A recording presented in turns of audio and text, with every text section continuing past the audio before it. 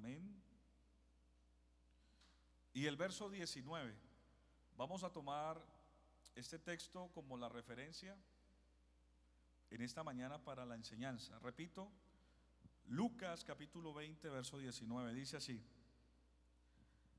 procuraban los principales sacerdotes y los escribas echarle mano en aquella hora, porque comprendieron que contra ellos había dicho esta parábola, pero temieron al pueblo. Verso 20: y acechándole enviaron espías que se simulasen justos a fin de sorprenderle en alguna palabra para entregarle al poder y la autoridad del gobernador.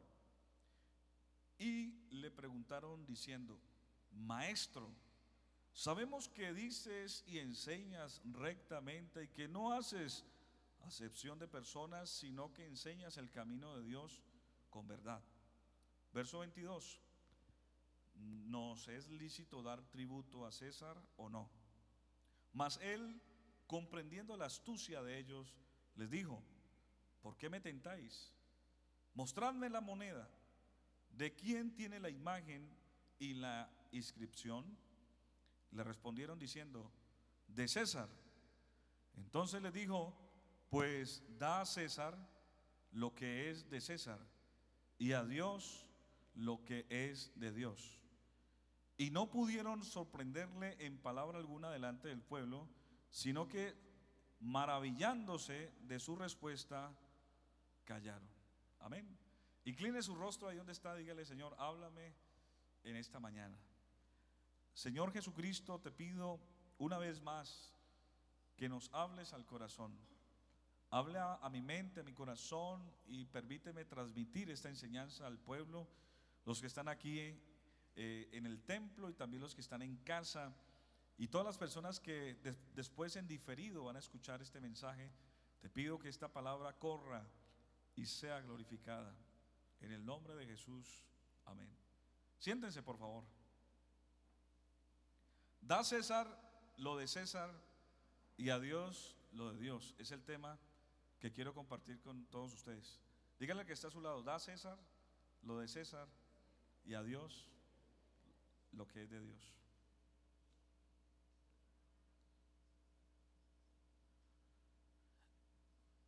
Cuando Jesucristo estaba haciendo su labor ministerial en la forma pública en que lo hacía, él empezó a tener muchos seguidores. Él empezó a enseñar cosas nuevas y diferentes. De hecho, muchos empezaron a admirar a Jesús, su discurso, su oratoria, porque era una persona que hablaba verdad y que hablaba cosas que eran ciertas en cuanto a no solamente a lo espiritual, sino también hablaba cosas de gobierno, de cómo gobernar, de cómo implementar justicia. Jesús empezó a hacer una gran admiración en su momento, porque dice la Biblia que hablaba como quien tiene autoridad, y eso empezó a cautivar no solamente al pueblo, sino llamar la atención de los líderes de la época, o sea, el gobierno. Y el gobierno de alguna manera estaba haciéndole un seguimiento, y no solamente el gobierno, sino los religiosos de la época, que veían en Jesús una amenaza. Y ellos de alguna manera querían sorprender a Jesús, querían armar una conspiración para lograr sacarle algún comentario fuera de contexto a Jesús para luego acusarlo. Pero a Jesús nadie lo sorprende. A Jesús nadie lo ha podido sorprender. Dice la Biblia que Él prende a los sabios en su sabiduría y conoce los pensamientos de los sabios que son vanos. Imagínense. Porque Jesús posee el don de la omnisciencia, es decir, todo lo sabe. Jesús, cuando veía a las personas, Él sabía qué estaban pensando, cuáles eran las intenciones de su corazón. Él lo sabía. De manera que a Jesús nadie lo sorprendía. Y esta escena que acabamos de hacer, este texto, nos muestra un momento donde ellos armaron un complot, y ellos dijeron: vamos a aprovechar esta polarización que hay aquí en este momento. ¿Cuál era el contexto? Voy a ponerlos en contexto. Aquí a un sector estaban los fariseos, estaban los saduceos, estaban inclusive los celotes también. Ahora les explico quiénes eran ellos. Y también estaban el gobierno y el ejército del gobierno, es decir, los romanos. Imagínense la polaridad que había. Unos creían en una cosa, otros creían en otra. Es decir, habían corrientes no solamente filosóficas, sino políticas y también religiosas. Imaginen ustedes ese caldo de cultivo que había en ese momento. Estaban, por ejemplo, los esenios. Ahí los esenios eran los místicos de la época, era la sociedad que ellos vivían en cuevas, a veces ellos eran un poco extraños. De ahí salieron un poquito los monjes. Ellos eran personas muy místicas, muy supersticiosas, pero hacían parte de la comunidad y ellos enseñaban algunos principios éticos frente a esas formas de contemplación. Estaban también los saduceos. Los saduceos, ellos eran judíos, pero se habían vendido al gobierno para ser como contratistas, es decir, los romanos decían: vea, nosotros necesitamos que ustedes trabajen con nosotros, les vamos a dar esta jurisdicción y ustedes van a cobrar impuestos y nos van a dar una parte de esos impuestos que ustedes cobren. Es decir, que ellos, siendo judíos, trabajaban con los romanos, con el gobierno. Por ejemplo, Zaqueo, precisamente Zaqueo era un saduceo, por eso eran mal vistos. También estaba el gobierno, es decir, los romanos. Y para los romanos César era un semidios. César era Dios. Lo que dijera César era palabra de Dios. Y tenía un respeto. El César tenía mucho respeto y mucha autoridad. Entonces imagínense ustedes esa escena allí. Esenios, saduceos, fariseos, de todos están ahí. Y el gobierno. Entonces ellos llegan de una forma sutil y adulando a Jesús, ¿sí? Y le dicen, ahí el texto que leímos ahorita al inicio del culto, dice que los principales, escuchen esto, los principales sacerdotes llegaron y empezaron a decirle a Jesús con palabras infladas o de adulación. Le dijeron: mira, nosotros sabemos que tú eres una persona honesta, es una persona que piensas en hacer las cosas bien, en hablar verdad. Es decir, tú no contradices la justicia. Imagínense eso. Y Jesús estaba viendo la malicia que había en ellos. Y entonces ellos maliciosamente dijeron: bueno, como vieron el ambiente tan caldeado ahí, la polaridad, y todo el mundo estaba a la expectativa a ver qué Jesús iba a responder, le dijeron: mira, Jesús, ¿es lícito pagar tributo a César? Imagínense la pregunta capciosa que le hacen a Jesús. Si Jesús, hipotéticamente voy a decirlo, si Jesús hubiera dicho: páguenle a César, ¿con quién se había metido Jesús? Con el pueblo. En ese momento el pueblo iba a reaccionar y a decir: no, Jesús, no creemos en ti, tú estás apoyando al gobierno opresor. Jesús, tú no eres del pueblo, tú no enseñas la verdad. Yo me imagino el escándalo que habían podido provocarle a Jesús, toda esa cantidad de gente allí a la expectativa de la respuesta de Jesús. Ahora, hipotéticamente que Jesús hubiera dicho: no paguen impuesto, ¿con quién se había metido en problemas? Con el gobierno, con los romanos. Automáticamente le iban a echar mano y lo iban a llevar preso por sedicioso, ¿cierto? Por sedición, por rebelión, por de pronto querer agitar las masas para rebelarse contra el Estado, un golpe de Estado. No, mejor dicho, Jesús estaba en un escenario difícil, hermano, difícil. ¿Qué haría usted? Por eso cuando usted le preguntan: ¿usted por quién va a votar?, no crea que le están pidiendo opinión, sino que están probándolo. ¿Por quién? ¿Qué dice Jesús? ¿Qué opinas, Jesús? Y al Señor nadie lo sorprende. Él es la sabiduría hecha hombre. Él le dijo, pásenme una moneda. Y le pasaron una moneda. Y entonces él se las mostró a todos. Se los mostró al de la derecha, al de la izquierda, a todos los que estaban ahí. ¿Qué inscripción hay aquí en esta moneda? Entonces todos gritaron, la de César. Entonces Jesús, al ver que todos respondieron la de César, dijo, da a César lo que es de César y a Dios lo que es de Dios. Y dice que se maravillaron por esa respuesta. En otras palabras dijeron, no lo pudimos sorprender.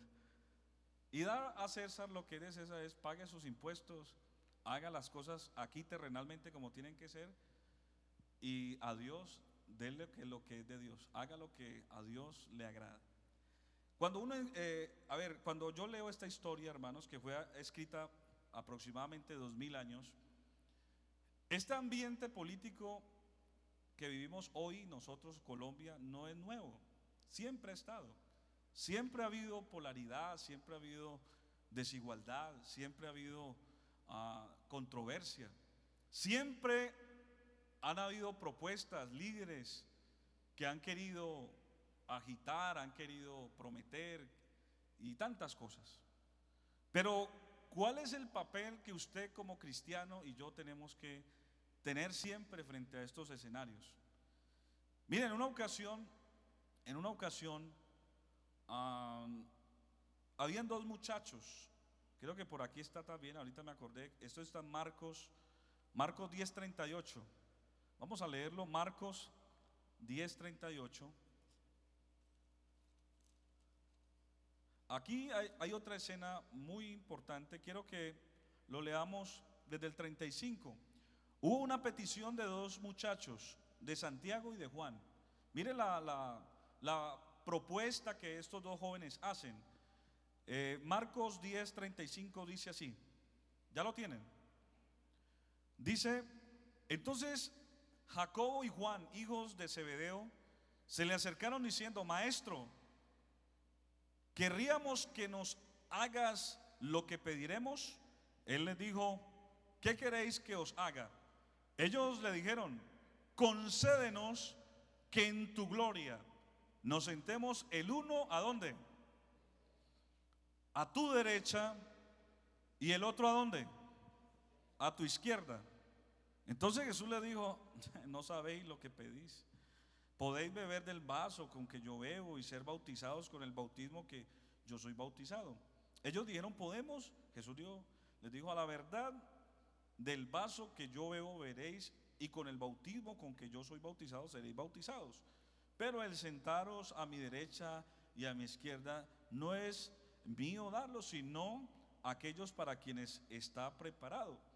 Entonces miren, el verso 42 me llama mucho la atención. Dice así, mas Jesús llamándolos les dijo, sabéis que los que son tenidos por gobernantes de las naciones se enseñorean de ellas, y sus grandes ejercen sobre ella potestad. Pero no será así entre vosotros, sino el que quiera hacerse grande entre vosotros será vuestro servidor, y el que de vosotros quiera ser primero será siervo de todos. ¿Qué tal esa palabra? ¿Sí están aquí conmigo? O sea que las posiciones de poder tampoco son nuevas.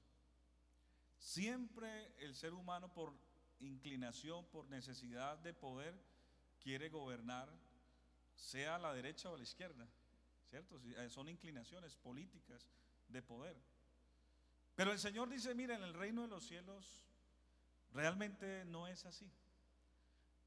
Dicho de otra manera, Jesús lo que le enseña a la iglesia es, o al que conoce a Cristo, de que usted puede participar de su derecho como ciudadano en elegir y ser elegido. Pero el reino de los cielos es totalmente diferente a cómo se manejan los asuntos aquí en la tierra.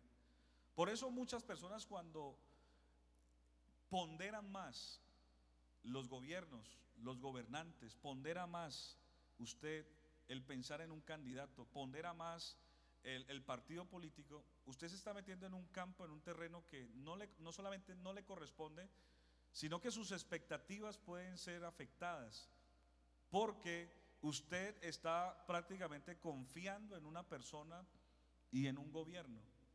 Y el Señor nos manda a que confiemos solamente en Él. Algunos no lo creen todavía, pero se lo voy a mostrar por la palabra. Miren, Dios siempre ha tenido control del universo. Dios es el soberano de los reyes de la tierra. Él ejerce el dominio sobre todos. Dice la Biblia que ante Él se doblará toda rodilla de los que están en el cielo, en la tierra y debajo de la tierra, y que toda lengua confesará que Jesucristo es el Señor. Él es el que domina los espíritus de toda carne. Él mandó y existió. Él dijo y fue hecho. Es decir, que Dios tiene el control de todo. Y cuando yo entiendo que Él tiene el control y es el soberano, yo tengo que estar confiado en Él. Porque cualquier cosa que pase en contra mía, tienen que primero, todo eso está dentro del programa de Dios. ¿Sabía usted? La Biblia muestra que la historia de la humanidad siempre ha tenido momentos difíciles. Siempre han habido líderes tiranos. Siempre ha habido gobiernos inestables. Siempre han habido amenazas. Siempre han habido líderes dictatoriales. Siempre han existido, siempre. Y la iglesia, los creyentes, han podido superar y han podido avanzar todos esos gobiernos, todos esos liderazgos. Los hombres de Dios los han podido enfrentar. Y no solamente eso, sino que a veces Dios permite esos líderes para probar al pueblo y también a la humanidad. ¿Sabían ustedes? O sea que el líder que en este momento necesite Colombia, de parte de Dios, sea de derecha o sea de izquierda, tendrá un propósito. Seguro. Hermano, ¿qué hacemos si cierran las iglesias? Buscar más a Dios. Hermano, ¿qué hacemos si tenemos que aprobar leyes injustas? Hoy en día hay una cantidad de leyes injustas y aquí estamos. ¿Sí o no? Hermano, ¿qué hacemos contra la ideología de género? Enséñele a sus hijos quién es Dios y cómo es que realmente la Biblia enseña que es el ser humano. Es decir, las amenazas ya están, ya existen, han existido, pero el que usted y yo pretendamos cambiar el mundo simplemente pretender que estamos protegidos por elegir a una persona, hermano, nuestra visión y nuestra pretensión es muy corta. Usted y yo dependemos del soberano de los reyes de la tierra, que se llama Jesucristo, el Señor. ¿Ustedes se acuerdan de Faraón? ¿Sí? ¿Se acuerdan de Faraón?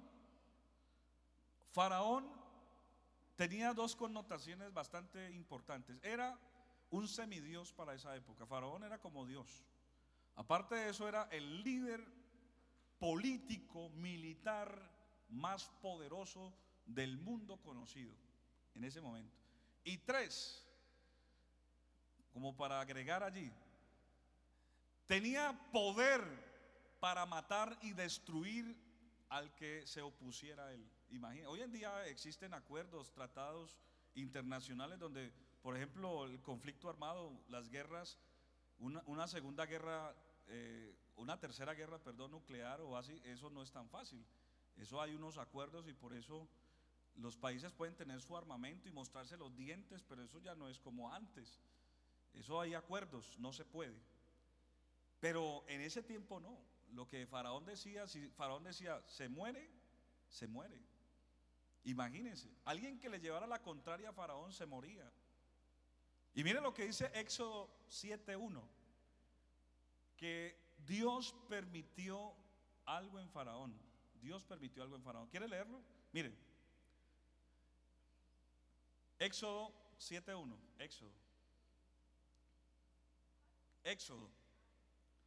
Éxodo 7:1 dice de la siguiente manera. ¿Sí lo tienen allí?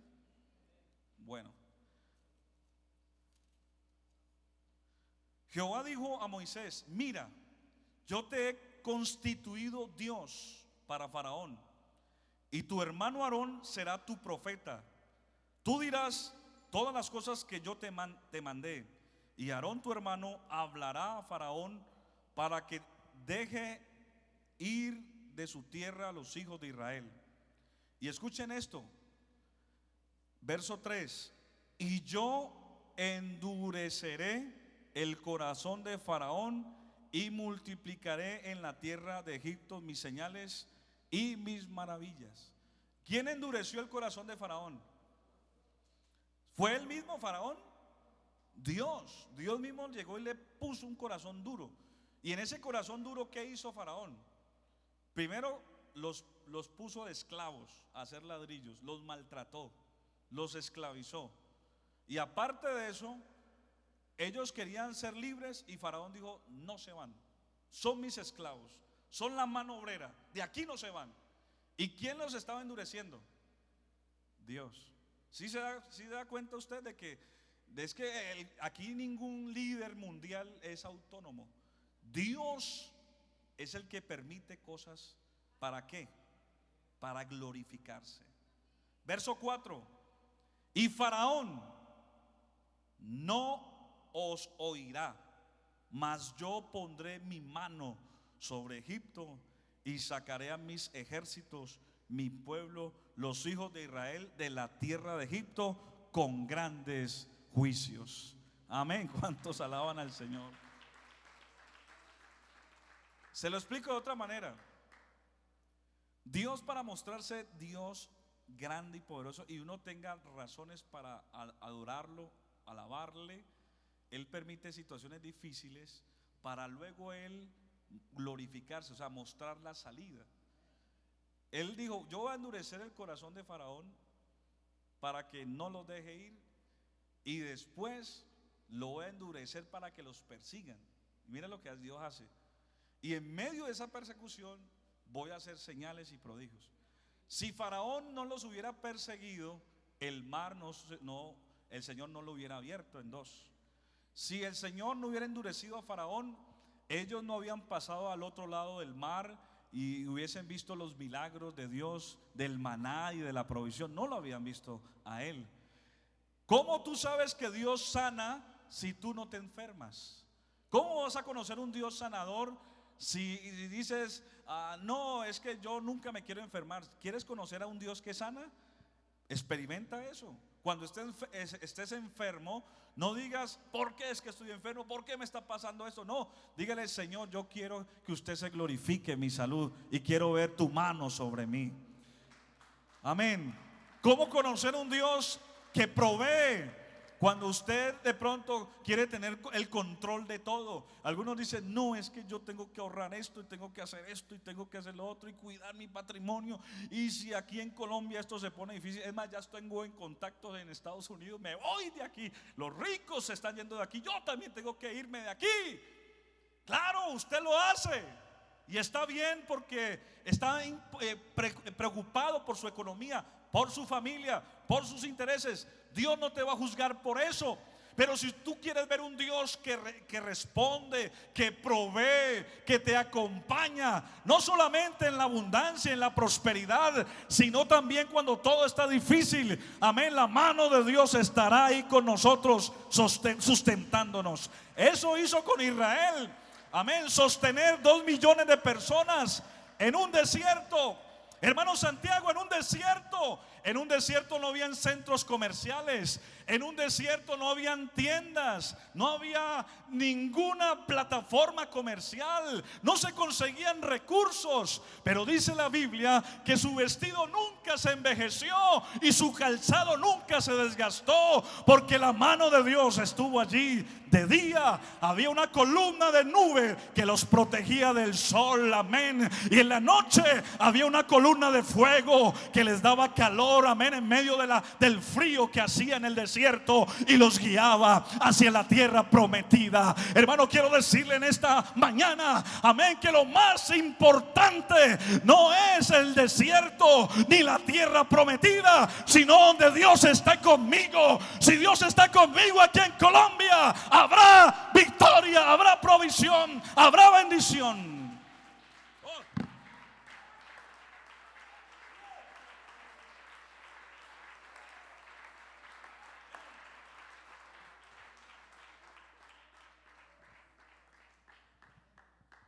Yo quiero preguntarle, ¿dónde quiere estar usted? ¿En el desierto o en la tierra prometida? ¿En la tierra prometida? ¿Usted quiere estar dónde? ¿En el desierto o en la tierra prometida? Oh, si gana la izquierda, entramos al desierto.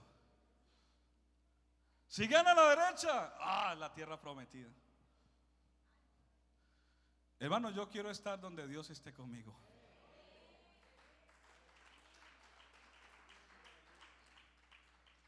Si Dios está conmigo, nada faltará. Nada. Y los que aman a Dios, todas las cosas nos van a ayudar para bien. Todo. Esté tranquilo. Dios ha prometido estar con nosotros, dice, todos los días hasta el fin del mundo. Yo me aferro a esa promesa. Él va a estar, no, y no solamente aquí, dice, yo soy la resurrección y la vida. El que cree en mí, aunque esté muerto, vivirá. Y los guiaré aún más allá de la muerte. Más allá de la muerte. Hermano, es que mire los vecinos, mire el sistema en todo el mundo. ¿Qué sistema así funciona? Bueno, todo eso hace parte de una agenda que tiene que cumplirse. ¿Sabía usted? Aquí nadie, esto es inevitable. Esto va hacia un orden mundial que ya está escrito. Por eso lea la Biblia, lea la palabra de Dios. Todo esto obedece a una agenda mundial, a unos proyectos proféticos que se están cumpliendo al pie de la letra. Todo se está cumpliendo, la pandemia, todo lo que está pasando, todas las ideologías políticas que se están alineando, todo eso está escrito en la palabra de Dios. Daniel 2:21. Daniel 2:21 es un libro profético, Daniel, y dice lo siguiente: Él muda los tiempos. O sea, ¿qué los muda? O sea, va alineándolos, los va alineando. Algunos dicen, no, que la pandemia, que fue una conspiración. Bueno, puede ser conspiración o no, pero hace parte de la agenda que viene, la plataforma de lo que viene. Él muda los tiempos y las edades. ¿Y qué más hace Él? Quita reyes y pone reyes, y da la sabiduría a los sabios y a la ciencia a los entendidos. Los que estamos aquí somos los sabios y los entendidos. Aquí usted no tiene que estar preocupado que quién va a ganar. Usted tiene que apostarle es a Dios. Busca primeramente el reino de Dios y su justicia, y lo demás vendrá por añadidura. El Señor no te manda a buscar ni la izquierda ni la derecha, inclusive ni un mejor gobierno. ¿Sabían ustedes? Porque la Biblia dice, no hay paz para el impío. La Biblia también habla algo que a mí me impacta mucho. Dice, las aflicciones de este tiempo presente no serán comparables con la gloria venidera que ha de manifestarse. Porque hoy en día el lenguaje de las personas es, el hermano Steven ahorita lo decía, mucha gente decía, no, viene lo peor, ¿cierto? Se acabó Colombia. Otros dicen, no pasará eso. Pero yo quiero decirle lo que dice la Biblia. La palabra evangelio significa buena noticia. ¿Sabían ustedes? Evangelio significa buenas noticias. Quiere decir que cuando yo creo en el evangelio, vivo el evangelio, yo puedo estar en el lugar más difícil del mundo, de la tierra, pero si yo tengo esta buena noticia, tengo garantía de que todo saldrá bien. Él tiene planes de bien y no de mal para nosotros. Él siempre ha prometido estar con nosotros en todo tiempo. Mire lo que dice el Salmo 27, hermanos, y amigos, este salmo me encanta porque es un salmo que nos da esa confianza y esa seguridad que Dios siempre estará con nosotros. Amén. El Salmo 27 dice: Jehová es mi luz y mi salvación, ¿de quién temeré? Jehová es la fortaleza de mi vida, ¿de quién he de atemorizarme?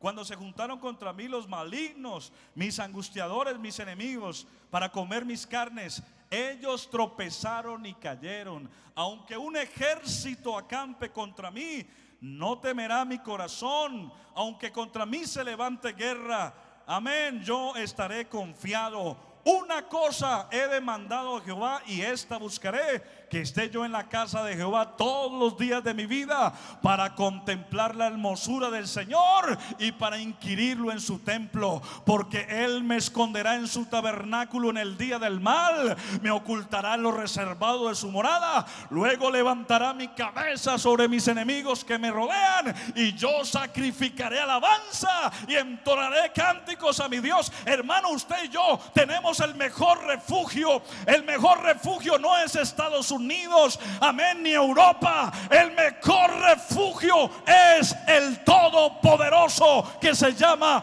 Jesucristo el Señor.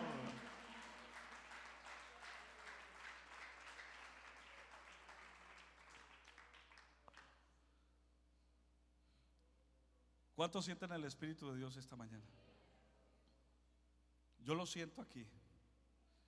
Y Dios nos está hablando de que tenemos que tener confianza, tranquilidad. Ustedes sabían que el mercado, el mundo, se mueve por dos motivaciones. Todos los mercados bursátiles, las grandes economías, las bolsas económicas de Europa, de Estados Unidos, de toda parte, se mueve por dos motivaciones. Una es la especulación y el miedo. El miedo. Y la segunda motivación es la avaricia. Y ellos saben perfectamente que esto mueve a las masas y también hace que tomen decisiones. Hoy escuchamos mensajes, hoy escuchamos discursos de miedo, discursos donde las personas quieren tomar decisiones que los va a desubicar familiarmente, espiritualmente, laboralmente. La gente quiere vender sus propiedades. Ahí el mundo avivato, los grandes economistas ven una gran oportunidad de negocio. Cuando hay miedo, la gente renuncia a sus proyectos. Cuando hay miedo, la gente renuncia a sus cosas y tienen que vender barato. Y es ahí donde el mercado, los ávaros, aprovechan esa oferta y compran propiedades, compran cosas y expropian por el miedo de otros que no han aprendido a confiar en Dios. Cuando usted y yo confiamos en Dios, dice la Biblia que no tendremos temor a malas noticias, sino que estaremos tranquilos y seguros. A ti no te van a quitar la casa, no te van a quitar tu economía. Y si se la quitan o te la quitan o me la quitan, Dios tendrá algo mejor. ¿Sí o no? Termino con lo que pasó con Daniel. Daniel era un muchacho que vivió en un imperio, Babilonia. Él no era esclavo, sino era cautivo. El esclavo es el que no tiene movilidad, no puede tener vida social. Está ahí sometido a un tiempo, modo y espacio. Pero el cautivo es donde tiene una jurisdicción y él podía trabajar, él podía estudiar, él podía movilizarse, pero no podía salir de ese imperio. Daniel era considerado como uno de los príncipes del pueblo de Dios, era de la alta sociedad de esa época. Era un joven que tenía una muy buena educación, pero lo más importante, tenía temor de Dios en su corazón. Y él, en medio de ese imperio donde ellos eran los que gobernaban, ese totalitarismo que había y todo ese gobierno hostil que había, y no solamente eso, ateo, porque era un gobierno ateo. Llegó un momento en que a él quisieron quitarle sus costumbres. quisieron quitarle su fe. Lo más seguro es que le expropiaron sus tierras, la de sus familias. Él era despatriado precisamente. Su familia había quedado dispersa y estaba allí. Y dice la Biblia que cuando ellos hacían sus banquetes ofreciéndole a sus ídolos, empezaron a ofrecerle a sus ídolos y hacer culto a los ídolos de ellos, los llamaron a que ellos también participaran de ese culto extraño, que ellos también comieran de esa misma comida. Y dice la Biblia que Daniel propuso en su corazón no contaminarse con la comida del rey. Y les digo, mire, hagamos una cosa, hagamos un experimento. Ustedes coman de la comida de ustedes, coman chicharrón, lomoviche, coman todas sus cositas. Y a nosotros tráiganos legumbres. Vamos a hacer una dieta mediterránea, diría alguno, ¿no? Y entonces dice que precisamente ellos no comieron la comida del rey, sino que comieron una comida saludable, que más que saludable era que no estaba dedicada a los ídolos, porque ellos temían a su Dios. Y dice la Biblia que cuando pasaron la prueba, Daniel y sus amigos estaban, escuchen esto, 10 veces más sabios que el resto. Dios les había dado sabiduría. Y no solamente eso, sino que también querían acusarlos que porque Daniel se levantaba por las mañanas y abría las ventanas y se arrodillaba a rendirle culto al Señor y oraba. Y entonces también le llevaron esa noticia a Faraón. Le dijeron, mira, es que a Nabucodonosor le dijeron, mira, esos muchachos no te respetan, no te adoran, están rindiéndole culto a su Dios. Y entonces había una estatua, que esa estatua la había hecho precisamente Nabucodonosor a su egocentrismo. Él quería que cuando la gente viera esa estatua y al sonar los instrumentos musicales, la zampolla, el instrumento, el tamborín, la flauta y todo eso, cuando sonara eso, todos tenían que postrarse ante esa imagen. Y resulta que Daniel y sus hermanos no se postraron ante eso y los llamaron y le dijeron, miren, ya los acusamos de que ustedes no se postran ante esa imagen. Y los llamaron a Daniel, amén. Y estando ahí Daniel, lo confrontaron, le dieron una oportunidad a la legítima defensa a que explicara las razones, que por qué no lo iba a hacer. Amén. Alabanzas al nombre del Señor. Y esos amigos de Daniel le explicaron, le dijeron, mira, nosotros no le tenemos miedo a ese horno, porque empezaron a calentar, escuchan, un horno. Amén. Y ese horno era un horno crematorio, que todos los que desobedecían los tiraban en ese horno. Y no solamente lo calentaron una vez, sino 7 veces más de lo acostumbrado. Escuchen esto.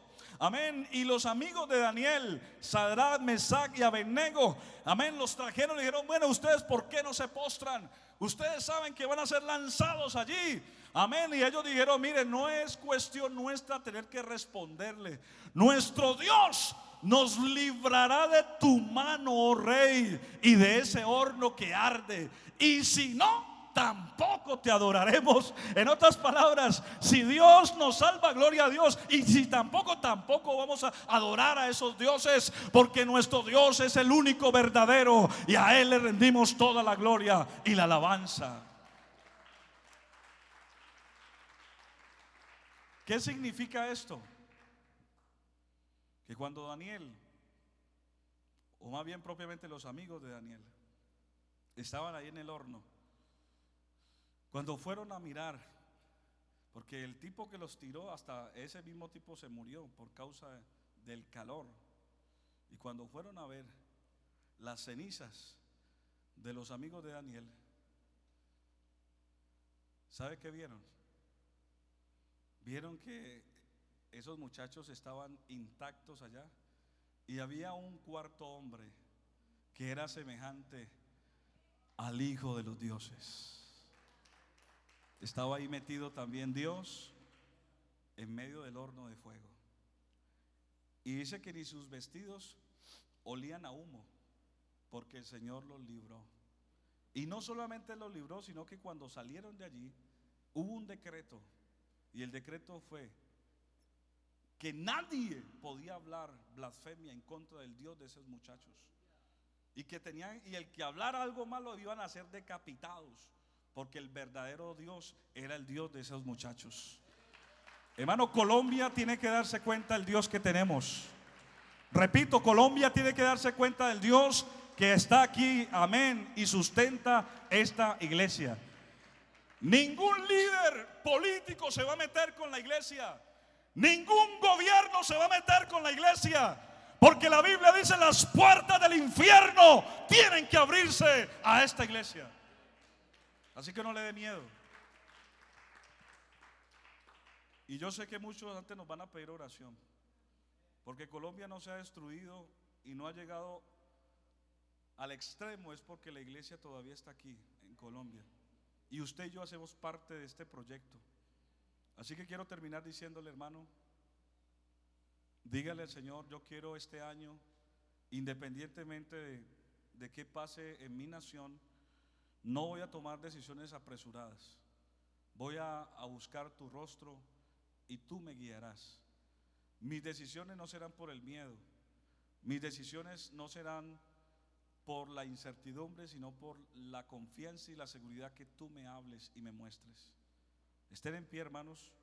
Quiero orar por alguien que esta mañana quiera venir aquí al altar. Yo quiero orar por las familias. Yo quiero orar especialmente por las familias. Vengan, hermanos, traiga a su esposo, a su esposa. Quiero orar por ustedes, porque muchas personas se sienten muy confundidas. Y es posible que usted como familia esté pensando cosas y ya tenga planes seguramente ya hechos. Pero yo voy a orar a Dios que hoy te dé paz, que hoy Dios te dé confianza, que hoy Dios te dé seguridad. Hermanos músicos, ayúdenme un momento. Yo quiero ministrar en este momento la vida de los hermanos. Y usted, joven, también, si quiere venir al altar, puede acercarse. Hermano que quiera venir aquí, mire, vamos a decirle al Señor lo siguiente: que pase lo que pase en esta nación, usted va a tener seguridad y tranquilidad en Dios. Si usted no busca de Dios, usted va a caer en las masas como todo mundo, desespero, va a salir corriendo, va a tomar malas decisiones. Pero si usted busca la presencia de Dios, el Señor te va a guiar, porque la pandemia lo demostró, donde muchas personas lloraron, pero otros vendieron pañuelos y les está yendo muy bien. En medio de las crisis, Dios abre puertas, nos enseña cosas. Por eso no es el tiempo de huir, no es el tiempo de asustarse, no. Al contrario, es la gran oportunidad de ver la mano de Dios. Hermano, Dios está mandando un mensaje a las iglesias de paz, de confianza y de seguridad. Porque, mire, la gente hace todo eso que hace, esos comentarios, esas guerras, esa polarización que hay. ¿Sabe por qué hace eso la gente? Porque la gente no tiene la confianza que usted y yo tenemos. Por eso tienen que tomar esas decisiones y agitar y mirar qué hacen. Pero cuando uno confía en el Señor, dice la Biblia, no tendrá temor de malas noticias. Al contrario, usted le va a decir: Señor, usted me va a guiar, y va a guiar a mi familia. Vamos a ver tu mano poderosa obrando. Además, vamos a ver cosas extraordinarias en Dios. Así como Faraón, Dios usó a Faraón para que el pueblo de Israel viera señales. Bueno, cualquiera que gane, Dios lo va a usar para que nosotros veamos los milagros. Cierra tus ojos ahí donde estás, y en casa dígale: Señor, yo esta tarde reconozco que tú eres el soberano de los reyes de la tierra. Señor, de que sobre un alto hay otro más alto, y ese eres tú. Y tú eres el que tiene el control todavía de este universo, de este mundo. Y tú no te has muerto, tú estás vivo, Señor. Y somos tus hijos, somos tu pueblo, somos tu iglesia. Y estamos aquí para hacer tu voluntad. Somos la sal de la tierra, somos la luz de este mundo, somos pueblo escogido por Dios. Señor, por eso nuestra labor, nuestro papel aquí no es entrar en beligerancia, sino al contrario, ser pacificadores y entender que tenemos una misión de orar, de interceder. Señor, intercedemos por nuestra nación. El profeta dijo: si mi pueblo se humillare, sobre el cual mi nombre es invocado, y oraren y buscaren mi rostro y se convirtieren de sus malos caminos, entonces yo oiré desde los santos cielos, perdonaré sus pecados y sanaré su tierra.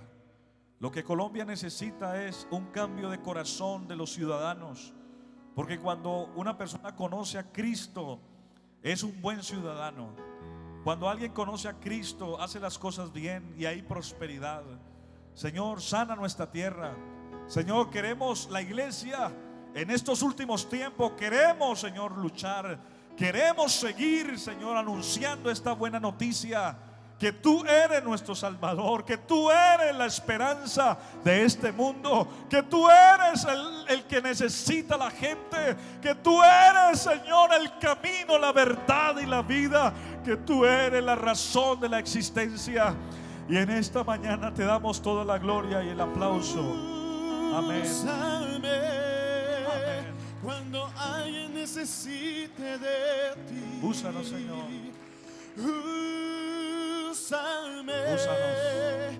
Cuando en pruebas el mundo esté, no te vayas, adora al Señor un momento. Que pueda yo anunciar. Dile: Señor, yo quiero hacer tu voluntad. Que salvas tú. Dile: yo quiero hacer las cosas mejor para ti. Y que al mundo le das. Oh, gracias, gracias. La paz que anhela tener. Úsanos, Señor. Úsame cuando alguien necesite de ti. Úsame, oh Señor. Úsanos, Señor, úsanos. Quiero, Señor, que me use. Usa nuestras vidas para hablar de tu amor, Señor. decir que tú me has cambiado. Viene un avivamiento para Colombia. Me has lavado, Señor. Viene un avivamiento grande para esta nación. Estaba en el cielo inmundo. Por eso úsanos. Y allí tu mano bajó. Queremos ser protagonistas para sacarme del lodo. Ayúdanos, oh Dios, y darme tu gran amor. Usa nuestras vidas. Úsame cuando alguien necesite de ti. Úsame cuando en pruebas el mundo esté, que pueda yo anunciar que salvas tú y que al mundo le das la pasión en la tener. Úsame cuando alguien necesite de ti. Úsame, oh Señor. Amén, gloria a Dios. Vamos a darle gracias al Señor. Y así quedamos despedidos. Les pido disculpas, me pasé 15 minutos, pero a veces es inevitable uno controlar el tiempo cuando está en la presencia del Señor. Amén. Le damos la bienvenida al hermano Walter Correa, que regresó, llegó de viaje. Así que le damos la bienvenida. Algunos también que han llegado de viaje. Hermana Rocío también estuvo ausente, algunos. Qué bueno que hayan regresado. Y vamos a darle gracias al Señor. Y así quedamos despedidos. Amén. Recuerde que este miércoles tenemos una enseñanza poderosa. No se la pierda, a las 7 de la noche. Amén. Con la ayuda del Señor. Así que un agradecido. Inicia esta oración y así quedamos despedidos. Señor, te doy gracias por este culto tan maravilloso. Gracias, Señor, porque cada día nos hablas y nos das tranquilidad, nos das seguridad y sobre todo guías nuestros pasos. Te pido que nos guardes de regreso a nuestro lugar de origen. Despídenos en paz. En el nombre de Jesús. Amén y amén. Un abrazo para todos. Dios les bendiga.